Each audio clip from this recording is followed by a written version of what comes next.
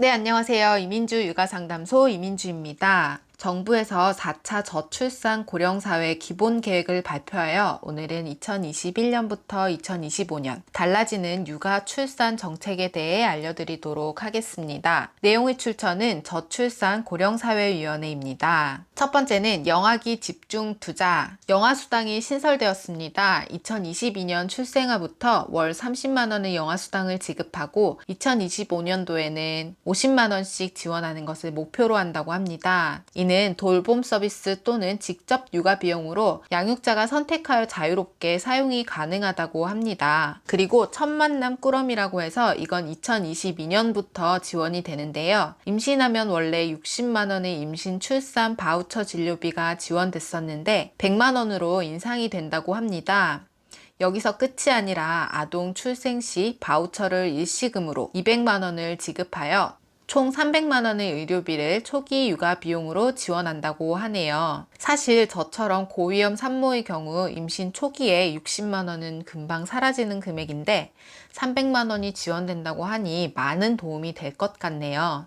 두 번째는 육아휴직 제도가 빠질 수 없죠. 기본적으로 육아휴직의 대상은 아이가 만 8세 이하 또는 초등학교 2학년 이하 자녀를 양육하는 양육자가 최대 1년 동안 휴직하는 제도인데요. 2022년부터는 생후 12개월 내 자녀가 있는 부모는 동시에 육아휴직을 사용할 수 있게 되었습니다. 모두 3개월 육아휴직 시 각각 최대 월 300만원, 통상임금의 100%를 지원한다고 합니다. 그러니까 첫 3개월은 아빠, 엄마 모두 최대 300만원, 총 600만원을 받을 수 있습니다. 좀 더 자세히 보면 엄마 3개월 플러스 아빠 3개월, 각각 최대 월 300만원 지원, 엄마 2개월, 아빠 2개월일 경우 각각 최대 월 250만원을 지원하고요. 엄마 1개월, 아빠 1개월, 각각 최대 월 200만원을 지원합니다. 이 경우 부모 중 어느 한 사람만 육아휴직을 사용하는 것보다 육아휴직급여 지원 수준이 대폭 확대되었습니다.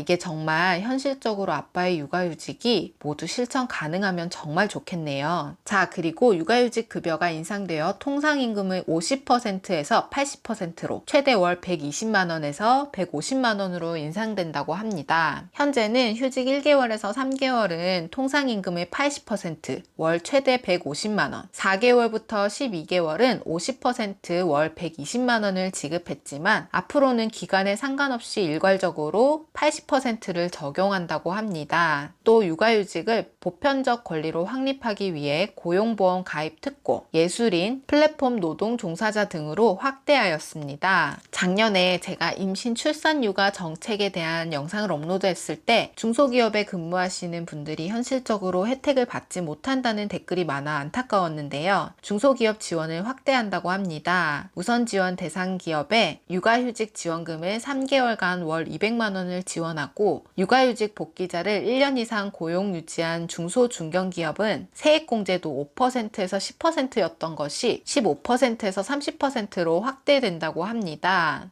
그리고 지난 10월에 임신 중 육아휴직 도입 개정안에 대한 소식을 또다시 접했는데요. 출산 후 출산 휴가가 끝나는 시점부터 1년 동안 육아휴직 사용이 가능하던 것이 임신 기간 중에도 사용이 가능하도록 허용하여 임신 기간 중에 산모의 건강, 유산과 사산을 예방할 수 있도록 한다고 합니다. 사실 이 법안이 발의된 것이 처음이 아니기 때문에 마음이 울컥했는데 저도 재작년에 일을 하면서 임신을 했었는데요. 자연 임신이 힘든 상황이라 과배란 주사를 맞고서 어렵게 임신을 했지만 몇 번의 출혈로 입원과 퇴원을 반복하며 유산의 위기를 맞았었어요. 결국 자궁경부 무력증으로 고위험 산모가 되었지만 사실 병가를 사용하는 것조차 눈치를 봐야 했고 병가 1개월을 신청했더니 1개월은 4주, 일주일은 7일이라며 28일로 계산을 해주더라고요. 너무 화가 났지만 퇴원 후에 잠깐 휴식하다 복귀를 했는데 복귀한 지 4일 만에 임신 25주 차에 조산이 되었고 771g으로 태어난 아기는 큰 수술과 10여일을 인큐베이터에서 사투를 벌이다 결국 보내줘야 했습니다. 저출산 시대라고 하지만 정작 현실은 병가를 사용하는 것조차 눈치를 봐야 했고 결국 퇴사하지 않고 복직을 했던 내 선택이 아기를 지키지 못했다는 죄책감으로 하늘이 무너져 내리는 것 같았고 땅을 치고 후회했습니다. 있습니다. 고위험 산모는 최대한 조심해서 일한다고 아기를 지킬 수 있는 것이 절대로 아닙니다. 하루만이라도 더 아기를 품기 위해 엄마는 몸에 부작용이 있더라도 자궁 수축 억제제를 맞고 싶어 하고 대변을 볼 때 힘을 줘야 한다는 불안감에 죽만 먹게 되는 것이 아기를 품은 엄마입니다. 아기를 잃었지만 누구를 탓할 수도 없었고 오롯이 우리 가족만이 겪어야 하는 고통이었습니다. 그래서 하루빨리 이 법안이 통과되어 시행되는 날이 오길 간절히 바랍니다. 자, 다시 돌아와서 세 번째는 다자녀 가구에 대한 주거, 교육 지원 확대, 지원 강화입니다. 다자녀의 지원 대상 기준이 3자녀에서 2자녀로 완화되었습니다. 3자녀 이상인 경우 3자녀 모두 대학 등록금 국가장학금을 지원하고 중위소득 200 이하의 일정 소득 이하 다자녀 가구의 셋째 자녀부터는 등록금을 전액 지원한다고 합니다. 또한 2022년부터 시행될 예정이라고 합니다. 자, 오늘은 저출산 고령사회 계획에 대해 알아보았는데요. 2021년도부터의 계획이라고 하지만 대부분 2022년도부터 시행이라는 점이 좀 아쉽기는 하지만 그래도 점점 아이를 양육하는 데 부담을 덜 수 있다는 것만은 사실인 것 같습니다. 오늘 영상도 도움이 되셨다면 좋아요, 구독도 잊지 마시고요. 저는 다음 시간에 또 만나요. 안녕.